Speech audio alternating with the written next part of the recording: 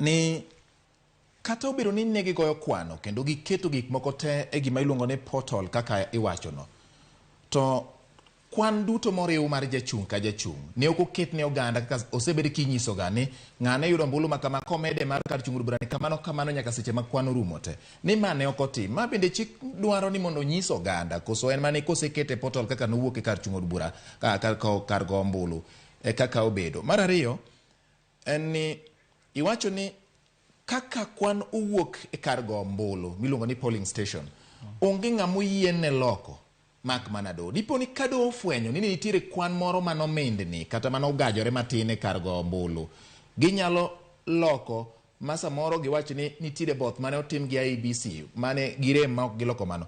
Kuom ranyisi seche mane itimo kweno Bomas of Kenya, jofwambo nofwenyo ni nitiere achiel kuom kuonde chung'ur bura mano Kiambu mane wacho ni nitiere kwan moro mar ombulu mar 10,000 mane yore ok ler ahinya. Pono ni Doho dio yango ni kwan ni nogajore. Ma di kelo wach mar bura minyalo make Doho gi jakenya mora mora kama nade? Gima ji nyaka ng'e en ni kirango katibawa onyiswa ni IBC kaka bro tiyo tije to mano riwo nyaka chairman. Kaka IBC bro tiyo tije nyaka tije e yo maler, e yo gitiyo tijgi e yo ma ayanga onge koro gimipando. Makochopo kama koro ntie gik moko ma ok ket ne jo Kenya mondo gine. Mano nyiso ni gidhi kinyume mag gima chik dwaro. Nikech kata kaka gigo kwandgi onego bed ni ginyiso jo Kenya ni ariyo mae, ariyo moroni, to ariyo moroni ema yudo mai. Koro kaka na winjo commissioners ang'wen kaka wacho ni ntie kaka Chebukati kende emane tiyo gi jo back office mano jo secretariat emane go kwan to commissioners moko gi to ok nyis. To mano e gima be notimre ne jo Kenya nikech nitie sama ne gichako keto gigo direct kaka gigo kwan to bang'e ne gigolo. To commissioners gi nyiswa ni Chebukati emane onyiso jogo ni gigol wach go kwan no to be ginyis ji. Koro mano nyiso ni mano dhi kinyume gi chik ma oket ne kaka IBC onego ti.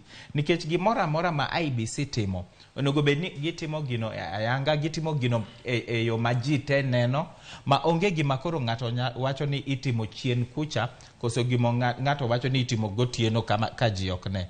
Koro an gigeno ni ka magi gik ma gidhi tero ng'ur ma gidhi tero e doho maduong' ang'e ni mano to nyalo kata loko nikech Doho nigi power ma ginyalo wacho ni kaka IBC kaka Chebukati nolando ni mano nolando gima ok ber to ginyalo loko. To ka giloko ginyalo loko to nitie yore moko adek ma ginyalo miyowa. Nikech to ok mana mai kende nitie ng'ur mang'eny ma ginyalo tero but ka gi convince jogi ma giyie kodgi ginyalo timo the first thing ma ginyalo timo ginyalo go kwandgi. Maka giyudo Doho nyalo go kwandgi. Ma ka giyudo ni onge ng'ama nochopo 50% yes plus 1 kaka mano e gima nawinjo commissioners ka wacho ni onge ng'ama noyudo nus mar joma nogo kura. Ka giyudo mano gibro kao ng'ama kwongo in terms of kaka gigo kwandgi gi ng'ama noluwe no then giduoko wa mondo wago ombulu kendo. Mano gibro nyiso wa ni nyaka wago ombulu within 60 days bang Supreme Court kose ng'ado bura.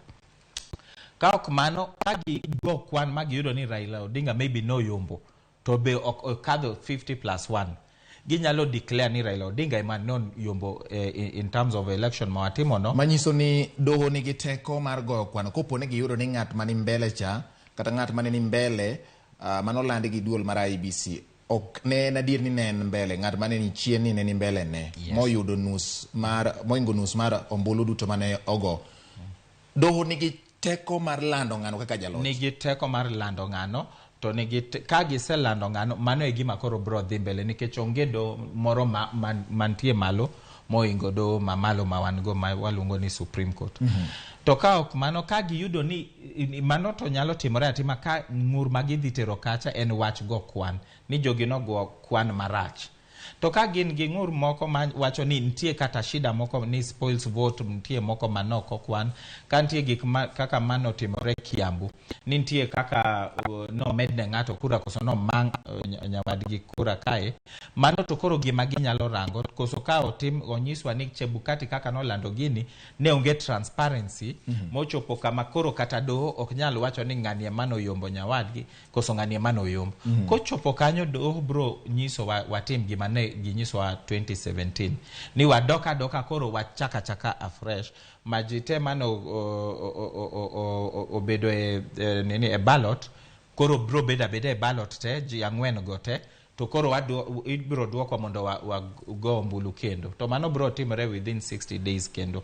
Koro doho mamalo ni nigi powers mang'eny kabisa.